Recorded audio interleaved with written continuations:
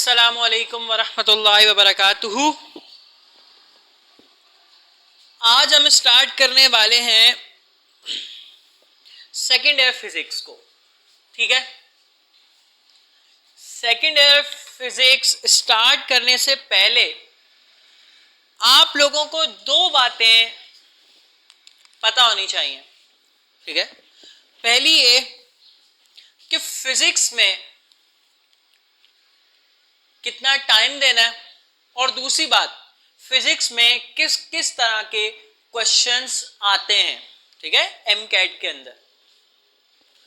तो फिजिक्स को आपने जो मेनली टाइम देना होता है वो देना होता है एमसीक्यू प्रैक्टिस, न्यूमेरिकल प्रैक्टिस और कॉन्सेप्ट लर्निंग का। ठीक है, बाकी फिजिक्स के अंदर जो रॉड लर्निंग और रट्टा है वो केमिस्ट्री और बायो और इंग्लिश के मुकाबले में कम है, और बेसिक प्रैक्टिस, न्यूमेरिकल सॉल्यूशंस ये ज्यादा है। ठीक है, तो as compare to chemistry biology physics को थोड़ा कम टाइम देना पड़ता है। ठीक है, अगर आपकी कमांड एमसीक्यू प्रैक्टिस के ऊपर ज्यादा है, अच्छी है, तो यह आप लोगों के लिए बहुत अच्छी बात होगी, और अगर नहीं है तो आपने उसको बनाना है।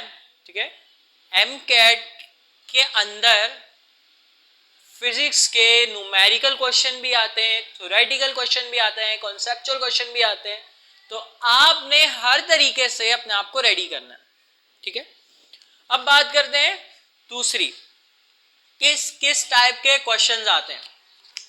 पहली बात तो ये कि second year physics first year physics के मुकाबले में थोड़ी सी आसान है, ज्यादा नहीं कह रहा, थोड़ी सी आसान इस मामले में कि सेकेंड ईयर की जो फिजिक्स है उसमें रॉड लर्निंग थोड़ी ज्यादा है। ठीक है, तो रॉड लर्निंग ज्यादा होने का ये रॉड लर्नर्स के लिए फायदा है, रट्टे लगाने वाले बच्चों के लिए फायदा है कि वो सेकेंड ईयर फिजिक्स को ज्यादा आसानी से याद कर सकते हैं और ज्यादा आसानी से उसके कॉन्सेप्ट समझ सकते हैं। ठीक है, अब हम सबसे पहले वो मेजर क्वेश्चंस टाइप की बात करते हैं जो एमकेट में फिजिक्स के सिलेबस में से आते हैं और देखे गए हैं। सो नंबर 1 है आपके पास रीजनिंग क्वेश्चन। ठीक है, reasoning question. Reasoning question is too much important और इसकी क्वांटिटी अक्सर ज्यादा होती है। रीजनिंग क्वेश्चन यहां पर हम दो तरीके से देखेंगे। ठीक है, मैं आप लोगों को एक क्वेश्चन करवा रहा हूं, फिर आप लोगों को मेरी बात उससे समझ आएगी। ठीक है, चलिए क्वेश्चन है,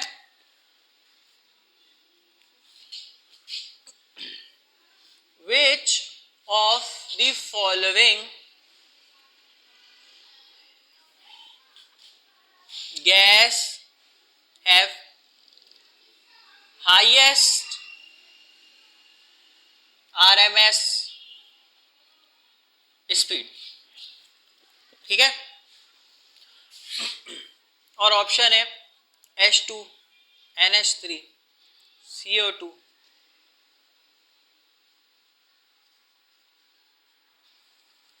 ऑल ऑफ। सवाल है कि which of the following has highest RMS speed. ठीक है, बिल्कुल बेसिक से सवाल है, क्वेश्चन टाइप है रीजनिंग। ठीक है, आपको एक क्वेश्चन दिया गया है आरएमएस स्पीड के टॉपिक से। ठीक है, आरएमएस वेलोसिटी या आरएमएस स्पीड के उससे टॉपिक से। तो हम बेसिक फार्मूला आरएमएस स्पीड के जानते हैं। ठीक है, वो है आरएमएस स्पीड का पहला फार्मूला जो सब बेसिक याद रखते हैं 3p/ρ। ठीक है, एक और फार्मूला होता है आरएमएस स्पीड का बोल्ट्जमैन कांस्टेंट वाला 3kT/m, और एक और फार्मूला होता है आरएमएस स्पीड का 3RT/m। ठीक है, तो चूंकि ये वाला सॉलिड लिक्विड के लिए ज्यादा यूज होता है या जिसका मास गिवन हो उसके लिए ज्यादा यूज होता है। तो गैसेस के लिए ये वाला फार्मूला होता है। तो आरएमएस स्पीड का यहां पर मोलर मास से एक रिलेशन है क्या रिलेशन है भाई? आरएमएस स्पीड का मोलर मास से रूट में इनवर्स रिलेशन है। आरएमएस स्पीड का मोलर मास से रूट में इनवर्स रिलेशन है कि नहीं? इस फार्मूले से पता चल रहा है। तो यही रीजन है जो आरएमएस स्पीड का हम मैक्सिमम आरएमएस स्पीड निकाल सकते हैं किसी भी गैस की। तो ये रीजनिंग क्वेश्चन है, एक तरीका तो ये है। तो इस रिलेशन से हमें क्या पता चल रहा है? इस रिलेशन से हमें पता चल रहा है जिसका मोलर मास ज्यादा होगा उसकी आरएमएस स्पीड कम होगी और जिसका मोलर मास कम होगा उसकी आरएमएस स्पीड ज्यादा होगी। तो यहां जिसका सबसे कम मोलर मास होगा उसकी सबसे ज्यादा आरएमएस स्पीड होगी। तो यहां पे हाइड्रोजन है जिसका मोलर मास सबसे कम है एटॉमिक मास 1, मोलर मास 2। तो सबसे कम मोलर मास हाइड्रोजन का, तो इस तरीके से राइट आंसर हाइड्रोजन। ये रीजनिंग क्वेश्चन का एक पहलू है। इसका दूसरा पहलू क्या है? इसका दूसरा पहलू ये आपको पूरी बात बोल देगा। Hydrogen is a gas which have highest RMS speed due to ये भी रीजनिंग का है। अब आपसे पूछेगा 4 ऑप्शन देगा, उसमें एक ऑप्शन होगा और वो क्या होगा? Low molar mass, low molecular weight. तो आपने इसी तरह कोई रीजन, परफेक्ट रीजन तलाश करनी होती है। एक रीजनिंग टाइप ये है कि आप इस तरह एक रीजन बना के जवाब तलाश करें और एक दूसरा टाइप है कि आप रीजन सही वाली निकालें। तो एक क्वेश्चन का टाइप हो गया आपके पास रीजनिंग क्वेश्चन। उम्मीद करता हूं ये आप लोगों को समझ आया होगा। अब हम चलते हैं नेक्स्ट टाइप ऑफ क्वेश्चन के पास। चलें, सेकंड होते हैं न्यूमेरिकल क्वेश्चन। और बच्चा न्यूमेरिकल क्वेश्चन में बहुत ज्यादा फंसता है, इतना तो मुझे भी पता है, मैं भी फंसता था, ये कोई नई बात नहीं है। तो सेकंड नंबर पर है न्यूमेरिकल क्वेश्चन, ठीक है। अब न्यूमेरिकल क्वेश्चन का एक क्वेश्चन करवाता हूं और फिर बताता हूं न्यूमेरिकल क्वेश्चन कैसे आते हैं और कैसे आसान होंगे, ठीक है। एक बड़ा क्वेश्चन है जो सब सेकेंड ईयर में लॉन्ग वे में करते हैं। What is de Broglie wavelength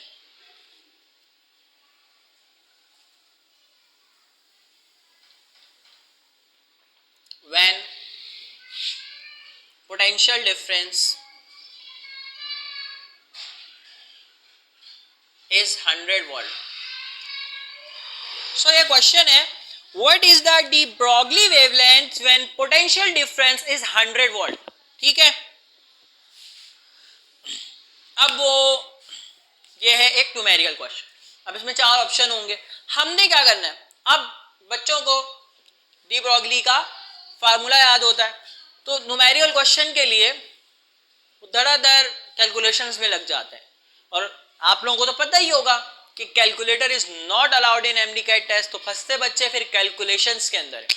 तो ऐसे न्यूमेरिकल क्वेश्चंस का सबसे बेहतरीन सॉल्यूशन होता है उसका शॉर्टकट, ठीक है। आपको लॉन्ग मेथड भी आना चाहिए, शॉर्ट मेथड भी आना चाहिए। जब आपको शॉर्ट मेथड ना याद आ रहा हो तो आप लॉन्ग मेथड से करो, वो ज्यादा रिस्की होता है। शॉर्ट मेथड पे थोड़ी ज्यादा कमांड हो जाती है, ज्यादा कॉन्फिडेंस बढ़ जाता है, ठीक है। अब जैसे कि ये सवाल है what is the de Broglie wavelength when the potential difference is 100 volt, सही है। अब आप डी ब्रोगली का वेवलेंथ का फार्मूला पढ़ते हैं, ठीक है, H ओवर वोल्टेज वाली के साथ 2mEV, ठीक है। ये डी ब्रोगली वेवलेंथ का वोल्टेज के साथ रिलेटिव फार्मूला।